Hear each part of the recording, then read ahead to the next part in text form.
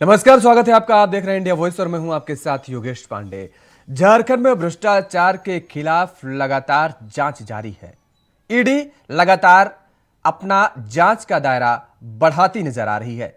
पंकज मिश्रा की मुश्किलें हैं कि कम होने का नाम नहीं ले रही हैं और इसके साथ ही कई ऐसे अधिकारी भी हैं, वो चाहे जेल अधिकारियों का जिक्र करें हम या फिर पुलिस अधिकारियों का, ईडी उनसे भी आज पूछताछ कर रही है और अपने पूछताछ का दायरा आने वाले समय में ईडी और बढ़ाने वाली है। क्या है पूरा मामला, पहले वो समझिए आप। झारखंड में प्रवर्तन निदेशालय ने साहेबगंज में अवैध खनन और मनी लॉन्ड्रिंग मामले में कारोबारी पंकज मिश्रा को निर्दोष बताने वाले बहरवा थाने के एएसआई सरफुद्दीन खान को नोटिस भेजकर बुलाया है। दरअसल आज सरफुद्दीन खान से ईडी के अधिकारी पंकज मिश्रा को निर्दोष करार दिए जाने के बाबत पूछताछ के लिए बुलाया गया है। दरअसल उन्हें 5 दिसंबर को नोटिस भेजकर उपस्थित होने को कहा गया था। वहीं राजधानी रांची के बिरसा मुंडा केंद्रीय कारा के जेल अधीक्षक हामिद अख्तर को भी आज पूछताछ के लिए बुलाया गया है। ईडी के अफसर यह जानना चाहते हैं कि जेल में नियम के विरुद्ध सुविधाएं पंकज मिश्रा को किस आधार पर दी गई। उधर पंकज मिश्रा के करीबी रहे दाऊ यादव की खोज और तेज कर दी गई है। ईडी को यह जानकारी मिली है कि दाऊ यादव फरार हो गए हैं। अब एजेंसी उनके बेटे पर भी प्राथमिकी दर्ज कराने की योजना बना रही है। साहेबगंज से लेकर कटिहार के मनिहारी घाट तक अवैध फेरी चलाने और सिंह ट्रांसपोर्टेशन के साथ मिलकर स्टोन चिप्स के अवैध ट्रांसपोर्टेशन में दाऊ यादव का नाम सामने आ रहा है। ईडी की टीम इस माह की शुरुआत से साहेबगंज के स्वीटी प्लेस में छापेमारी की थी, पर दाऊ यादव नहीं मिले। ईडी ने पीएमएलए कोर्ट से दाऊ यादव के खिलाफ वारंट भी जारी कराया है, पर अब तक वह ईडी के कब्जे से बाहर है। 19 जुलाई से दाऊ यादव ईडी के क्षेत्रीय कार्यालय से गायब बताया जा रहा है। वहीं पूरे मामले में अब इस बात के संकेत मिल रहे हैं कि पंकज मिश्रा को कई अधिकारियों का भी संरक्षण मिला हुआ है। ऐसे में एक बार फिर से ईडी की टीम छानबीन कर पता लगाने की कोशिश कर रही है कि कौन से अधिकारी हैं जो इन लोगों को संरक्षण दे रहे हैं।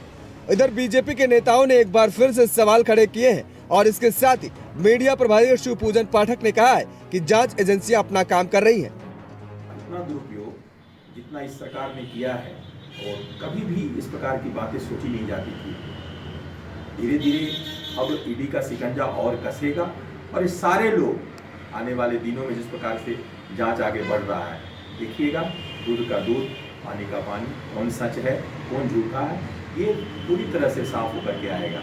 इसलिए जो लोग इसमें बहुत घबराहट में हैं, उनको धैर्य रखना चाहिए और सामना करना चाहिए इससे। उधर कांग्रेस के प्रवक्ता राकेश सिन्हा ने एक बार फिर से कहा है कि केंद्र सरकार के इशारे पर केंद्रीय जांच एजेंसियां काम कर रही हैं। स्वाभाविक तौर पे ईडी अब निष्पक्षता के साथ काम नहीं कर रही है। ईडी बिल्कुल अब केंद्र सरकार के दबाव में काम कर रही है, प्रत्यक्ष रूप से प्रमाणित भी हो रहा है। क्योंकि ईडी का जिस प्रकार लगातार रवैया इस राज्य में चल रहा है, तो कहीं ना कहीं हमें यह लगता है कि राज्य सरकार को अपदस्थ करने के लिए, राज्य सरकार को गिराने के लिए, राज्य सरकार को अस्थिर करने के लिए अब ईडी का इस्तेमाल केंद्र कर रही है। फिलहाल मुख्यमंत्री हेमंत सोरेन के विधायक प्रतिनिधि पंकज मिश्रा 19 जुलाई से जेल में बंद है। उनके खिलाफ ईडी चार्जशीट दाखिल कर चुकी है, जिसमें 1000 करोड़ से अधिक की मनी लॉन्ड्रिंग का आरोप लगाया गया है और अब माना ये जा रहा है कि पंकज मिश्रा की मुश्किलें आने वाले समय में और भी बढ़ने वाली है। इंडिया वॉइस के लिए रांची से राकेश कुमार की रिपोर्ट।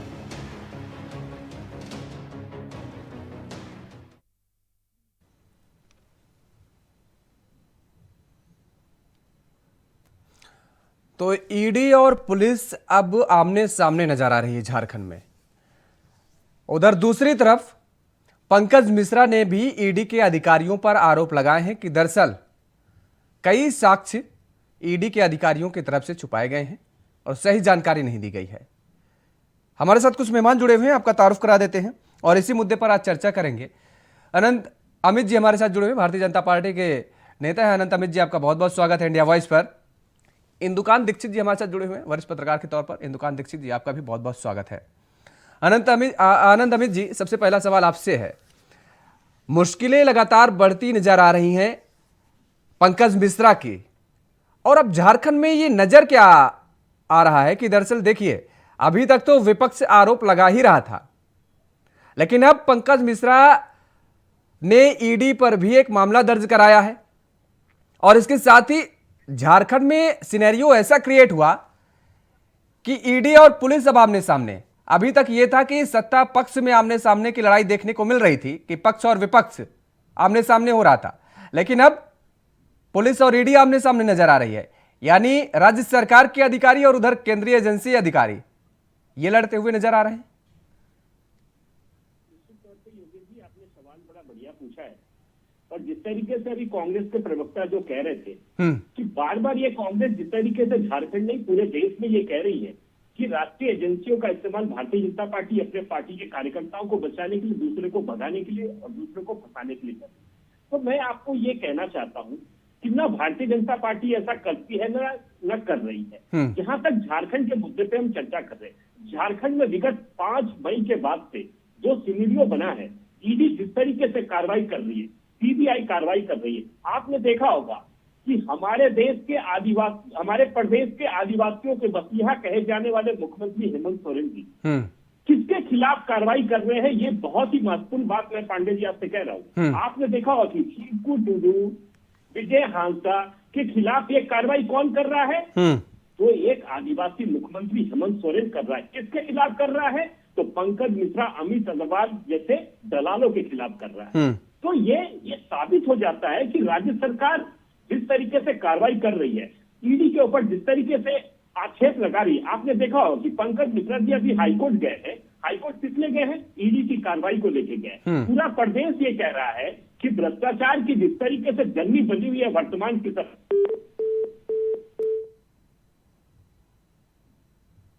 चलिए, शायद संपर्क नहीं हो पा रहा है, संपर्क टूट गया है। आनंद अमित जी से फिर से जुड़ने की कोशिश करेंगे।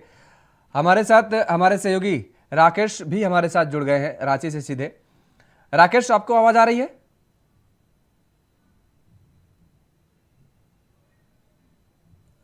राकेश, आवाज मिल पा रही है आपको?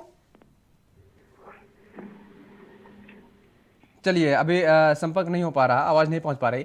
इंदुकान दीक्षित जी, आपसे जानना ये चाहेंगे कि अब ये झारखंड में जो स्थिति पैदा हो रही है, आने वाले समय में क्या इशारा, किस ओर इशारा करती नजर आ रही है कि अब ये मामला आगे कहां तक जाने वाला है? नमस्कार योगेश जी, आपके सभी साथियों को भी जी नमस्कार जी।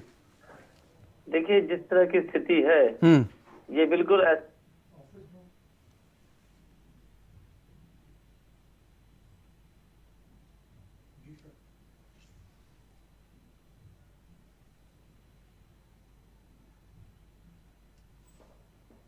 दुकान दीक्षित जी, आपकी भी आवाज मिल नहीं पा रही है, टेक्निकल। मेरी आवाज आ रही है? हाँ, अब आ रही है, अब आप बोलिए। मैंने कहा कि जिस तरह से कलकत्ता के पुलिस कमिश्नर राजीव जी के पक्ष में जाकर स्वयं मुख्यमंत्री ममता जी खड़ी हो गई थी और एक तरह से कलकत्ता पुलिस ने डिटेन कर लिया था सीबीआई की टीम को, उसी तरह का सीन क्रिएट करने की कोशिश की जा रही है। जब कहीं पर लॉ एंड ऑर्डर फेल होता है, ऐसे ही होता है। आपको पता है कि कलकत्ता पुलिस की उस हरकत पे हाई कोर्ट ने कड़ी फटकार लगाई थी। बिल्कुल। और बाद में एक सिमिलर मैटर में कलकत्ता पुलिस को इंस्ट्रक्शन दिया था कि जांच में अगर किसी भी ढंग की बाधा उत्पन्न की गई तो आपकी खैर नहीं। उसके बाद से फिर सीबीआई और ईडी की जांच में कभी उन्होंने सीधा हस्तक्षेप नहीं किया। हालांकि अपने कार्यकर्ताओं के नाम पे बवालियों को खड़ा कर करके उनको तंग करने की कोशिश की जाती है।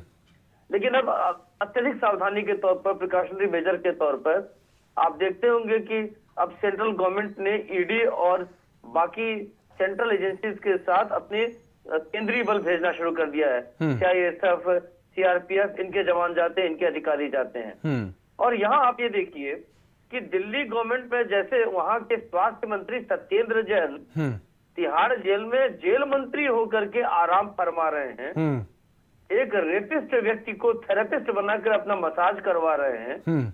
ठीक उसी प्रकार यहाँ पे खनन घोटाले की मुख्य आरोपी जो पूजा सिंघल जी है, अपनी प्रधान सचिव थी, वो आराम कर रही हैं अस्पताल में स्वास्थ्य लाभ के नाम पे।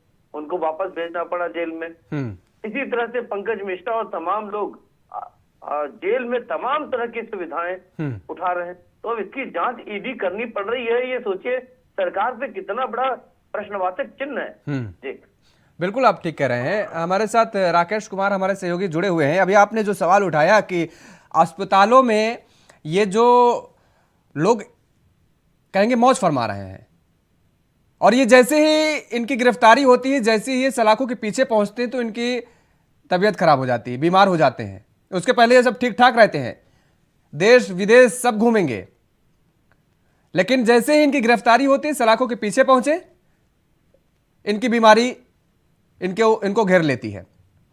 राकेश, सवाल यह है और जो खबर सामने आ रही है कि दरअसल रिम्स की तरफ से दरअसल यह कहा गया है कि अब पंकज मिश्रा ठीक ठाक हो गए हैं, जो भी उनका इलाज चल रहा था, लेकिन अभी भी वो वहां पर एडमिट है। खबर यह है कि ईडी अब सीआरपीएफ का सहारा लेगी और वहां से एक बार फिर से सलाखों के पीछे ले जाने की कवायद ईडी तेज करेगी पंकज मिश्रा को। देखिए योगेश, कई पेचीदगियां दिखाई पड़ रही है। खास करके सबसे बड़ी बात कही जा सकती है कि जिस तरीके से डॉक्टर इंदुकांत दीक्षित ने जिक्र किया कि जिस तरीके के हालात दिखाई पड़ रहे हैं, उसमें साफ तौर पे कहा जा सकता है कि जिनकी जिम्मेदारी होती है जांच करने की या फिर कहा जा सकता है कि मॉनिटरिंग करने की, खास करके जेल में बंद होने के बाद जब इलाज के लिए रिम्स में आते हैं तो उसकी मॉनिटरिंग कहीं ना कहीं किसी के हाथ में होती है। उनकी जो जिम्मेदारी है उसमें निश्चित तौर पर कहीं ना कहीं कमी नजर आई है, जिसका खामियाजा अब देखने को मिल रहा है कि जेल में कस्टडी के दौरान जब इलाज कराने के लिए रिम्स पहुंचते हैं तो 300 कॉल किए जाते हैं और इसके बाद से अब ईडी की टीम नए सिरे से उन लोगों से पूछताछ करने की तैयारी कर रही है जो जिम्मेदारी है। आज जेल अधीक्षक पहुंचे थे ईडी के दफ्तर में, वहां पहुंचकर हो सकता है कि उन्होंने अपना जवाब जरूर दिया होगा, लेकिन सवाल कई खड़े हुए कि आखिर किसके संरक्षण में सारी चीजें चल रही थी। अब जाकर पंकज मिश्रा की जहां तक बात है, पंकज मिश्रा का इलाज कर रहे डॉक्टरों का कहना है कि उनकी तबीयत पहले से ठीक है, लेकिन अब उन्हें मनोचिकित्सक की जरूरत पड़ सकती है। इसके लिए CIP जो यहाँ का एक मनोचिकित्सा का अस्पताल है, वहां पे इलाज कराने की बात कही जा रही है, क्योंकि एक 14 नाम का इंजेक्शन भी लेते हैं दर्द से बचने के लिए और लगातार इस तरीके से लेते रहे, जिनसे उनको अब कहा जा रहा है इससे छुटकारा दिलाने के लिए दूसरे उपाय किए जा सकते हैं। लेकिन सवाल ये खड़ा होता है कि राज्य में जिस तरीके के हालात है, जांच एजेंसियां जब काम कर रही हैं और वैसे हालात में अब जाकर जब जिनकी जिम्मेदारी है कि मॉनिटरिंग करके देखा जाए, जेल अधीक्षक की जिम्मेदारी बनती है वहां पे, तो किस तरीके से 300 कॉल आ गए, किस तरीके से लोग वहां पहुंच जाते थे उनसे मिलने और दूसरे के फोन से किस तरीके से कॉल किया जाता रहा है, ये सारी चीजें सवालों के घेरे में है और हो सकता है कि थोड़े दिन में इन सारी चीजों का खुलासा भी हो पाएगा। जी बिल्कुल, लेकिन इसके साथ ही जिस तरीके से टोल का जो मामला आया था, बहरवा पंचायत का जो मामला आया, उसमें यह कहा गया कि दरअसल ASI की तरफ से भी मामले को रफा दफा किया गया। ऐसी स्थिति में ASI से भी बताया जा रहा है पूछताछ के लिए उन्हें बुलाया गया था। पूछताछ में क्या हुआ, कुछ निकल करके सामने आया क्या कि पूछताछ में क्या बातें हुई और क्या सवाल जवाब हुए? देखिए, अभी तक तो ईडी की तरफ कोई जानकारी नहीं मिल पाई है। हालांकि आधिकारिक रूप से ईडी कुछ बोलती नहीं है, लेकिन निश्चित पे आज बातचीत हुई होगी। अगर अभी पूरी जानकारी नहीं आ पाई है, लेकिन कहीं ना कहीं कहा जा सकता है कि सारी चीजें सवालों के घेरे में है कि आखिर किसके संरक्षण में ये सारी चीजें चल रही थी या फिर किसी का दबाव था।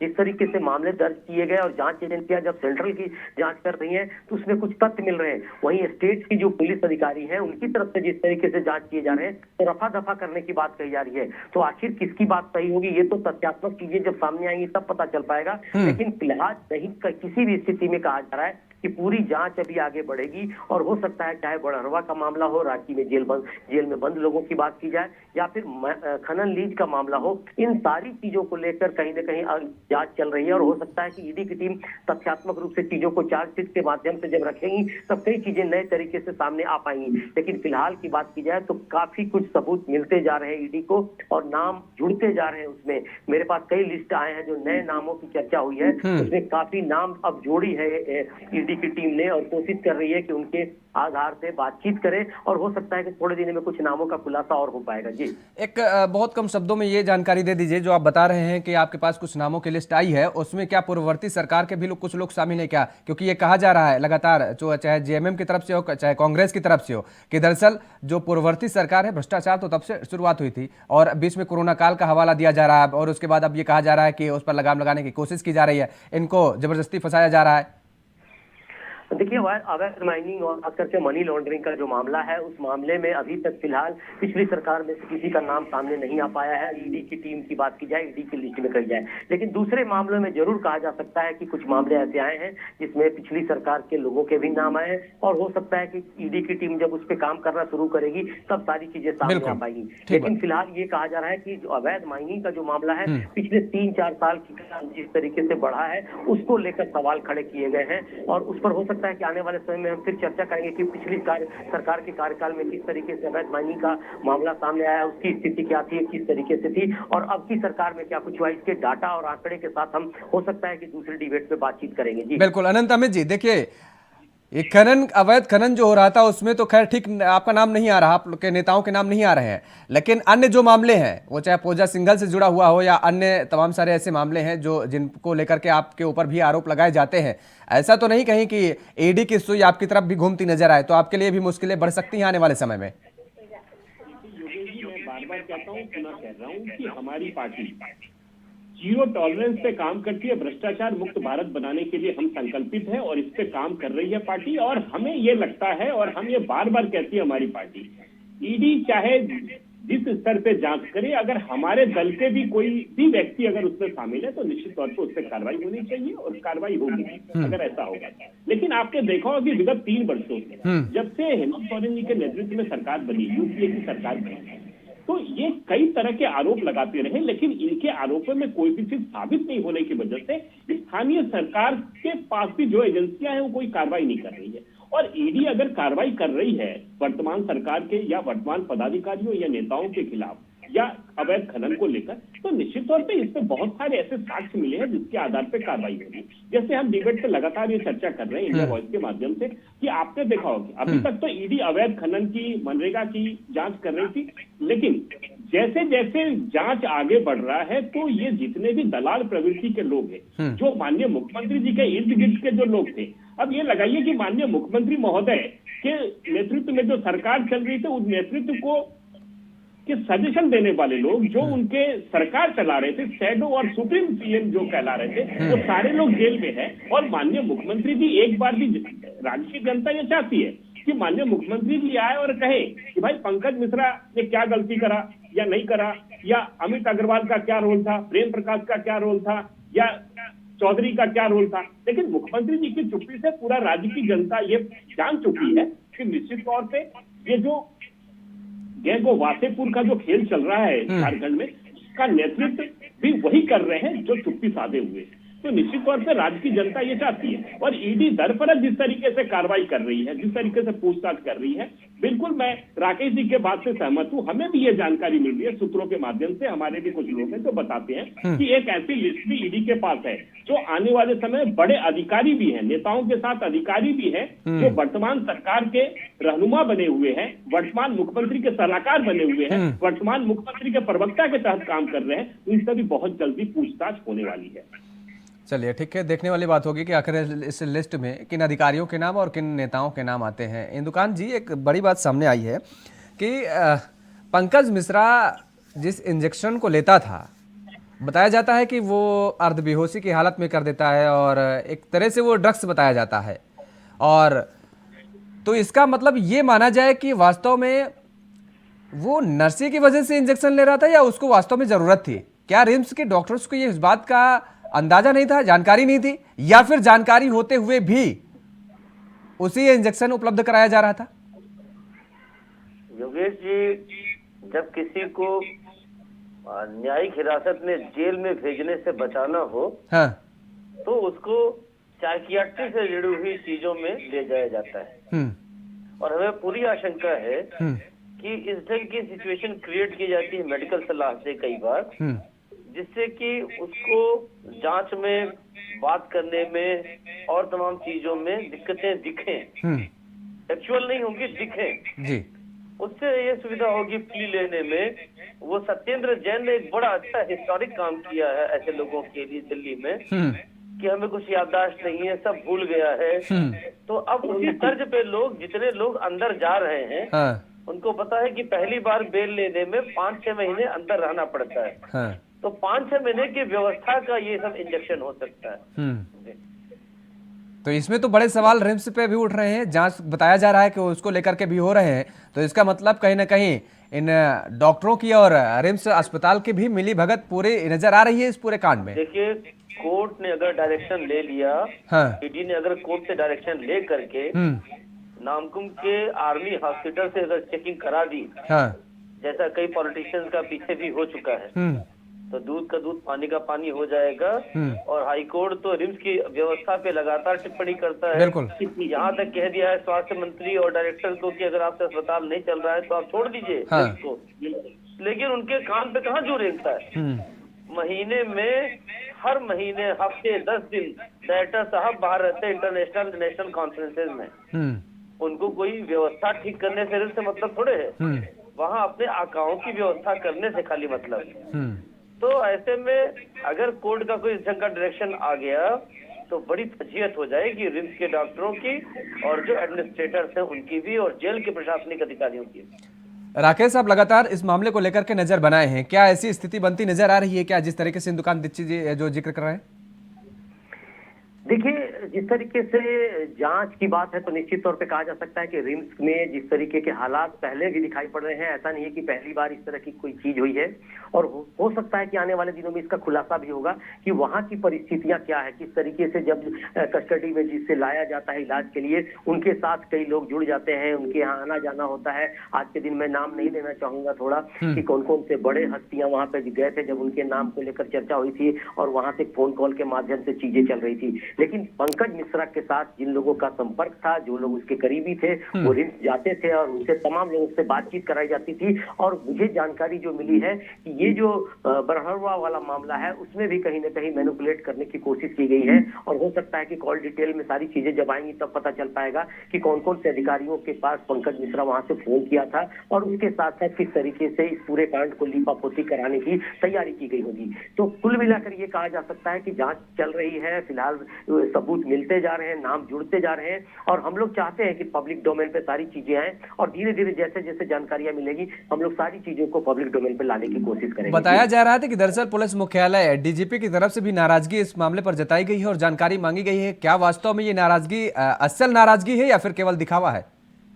देखिए, जाहिर सी बात है कि कहीं ना कहीं जवाबदेही तो तय होती ही है। सरकार बनती बिगड़ती रहती है, आती जाती रहती है। आज कहीं ना कहीं यूपीए की सरकार है, कल दूसरी सरकार आ सकती है, कुछ लोग दूसरे मुख्यमंत्री बन सकते हैं। लेकिन जो आईपीएस होते हैं, आईएएस अधिकारी होते हैं, जो जिम्मेदार पद पे होते हैं, उनकी भूमिका और उनके काम दोनों की तहकीक तलाशी बाद में ली जाती है और उसके आधार पे तय होता है कि इनकी भूमिका किस तरीके से रही होगी। तो कहीं ना कहीं पुलिस मुख्यालय की तरफ से जो सवाल खड़े किए गए हैं उसमें जरूर जांच के दौरान कुछ चीजें सामने आ सकेंगी और उनकी जिम्मेदारी भी बनती है कि अगर इस तरह का कोई विवाद सामने आता है तो कहीं ना कहीं इस जवाब को सामने लाया जाए और उस पर जांच करके सही को सही और गलत को गलत कराया जाए। जी बिल्कुल ठीक बात आप कह रहे हैं। और अनंत अमित जी, अब जो स्थिति बनती नजर आ रही है झारखंड में, सरकार तो वास्तव में पशुपेश की स्थिति में है, वो ना तो उससे निगला जा रहा है और ना ही उगला जा रहा है। अब करे तो क्या करे, लेकिन भारतीय जनता पार्टी पर लगातार इस बात का वो आरोप लगाती नजर आ रही है सरकार के लोग जो बैठे हुए हैं, चाहे कांग्रेस चाहे जेएमएम, कि आपके संरक्षण और आपके दिशा निर्देश, आपके मार्गदर्शन पर केंद्रीय एजेंसियां काम कर रही हैं। ये आरोप आप झेलते लगातार चले आ रहे हैं, लेकिन आने वाले समय में बड़ी कार्रवाई होती है। और क्या वास्तव में आपको क्या वास्तव में ये लगता है क्या कि पंकज मिश्रा गले की फांस बनने जा रहा है सरकार की? निश्चित तौर पे योगेश जी, इसमें कोई दो राय नहीं है। पंकज मिश्रा सहित कई दलाल लोग सरकार की गले की फांस बनने जा रहे हैं। दूसरा, योगेश जी आपने एक प्रश्न किया कि बार बार ये कह रहे हैं कि ईडी जो कार्रवाई कर रही है भारतीय जनता पार्टी के ऊपर के कहने से कर रही है। ठीक है, हम विकास की बात करते हैं। योगेश जी ये बताइए कि वहाँ बिजली की व्यवस्था जो चरमराई हुई है, जिसको लेकर आज जनहित याचिका भी दायर हुआ है, तो क्या ये भी बीजेपी करवा रही है क्या? वहाँ पे जिस तरीके से डॉक्टर इंदुकान दीक्षित जी कह रहे थे कि रिम्स की स्थिति इतनी बदतर हो गई है कि हाईकोर्ट को ये टिप्पणी करनी पड़ रही है, तो ये क्या भारतीय जनता पार्टी करवा रही है क्या? हम तो ये कह रहे हैं कि जो कार्रवाई ईडी करप्शन को लेकर कर रही है, भ्रष्टाचार को लेकर कर रही है, वो करे, लेकिन विकास के मुद्दे को सरकार को बढ़ाना क्या ये भारतीय जनता पार्टी ने रोक रखा है? या भारतीय जनता पार्टी ने कह रखा है कि आप विकास मत कीजिए? आज पूरा 24 जिला विकास की जिस तरीके से विकास होना चाहिए, विकास बिल्कुल अवरुद्ध हो चुका है। जनता को विकास मूल मुद्दा है, ये भ्रष्टाचार जनता का मुद्दा नहीं है। भ्रष्टाचार जनता भ्रष्टाचार को उठाती है, मुद्दा को उठाती है, लेकिन उसका सरोकार विकास से रहता है, जो कि ये सरकार विकास के मुद्दा से भी भटक चुकी है। भ्रष्टाचार ही भ्रष्टाचार है, पूरे कंठ तक ये वर्तमान सरकार भ्रष्टाचार में डूबी हुई है। विकास से इसका कोई मतलब नहीं है।